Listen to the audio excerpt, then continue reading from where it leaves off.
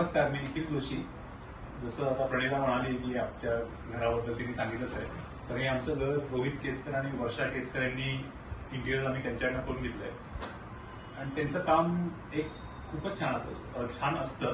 त्यांचं बेसिक काम असतं की आपल्या काय रिक्वायरमेंट्स आहेत त्या घेतात आणि त्या हिशोबाने त्या कशा अकाउंट करता येईल आणि आपलं बजेट पण आपण त्यांना सांगतो त्या बजेटमध्ये बसत असेल नसेल बसत ते सगळं ते आम्हाला सांगतात की बाबा ही गोष्ट की थोडी महाग जाईल पण छान दिसेल किंवा ही गोष्ट इथे गरज नाही एवढा खर्च करायची त्याच्यापेक्षा आपण हे करू असं आम्हाला ते बजेटमध्ये व्यवस्थित बसून देतात. आणि ऍक्च्युली घराला घर पण देणारी माणसं असं मी त्यांना म्हणू शकतो, कारण आमचं घर खूपच छान झालेलं आहे आणि जे जे येतात त्यांचा म्हणजे चेहरा तोंडाचं उघडं राहतं, एवढं असं छान वाटतं लोकांना. असा विश्वास नाही होता की आमचं घर आहे. आणि आम्हाला काय फक्त फर्निचर वगैरे करायचं होतं, इंटरेस्ट करायचं होतं, पण त्यांनी जे त्याच्यात केलेलं आहे त्याने आम्हाला पण विश्वास नाही बसत की हे आमचं घर आहे. तर खूप छान घर आहे आणि पाहिजे तिथे व्यवस्थित तेवढंच खर्च करायला सांगतात किंवा नको असेल तर तेवढंच.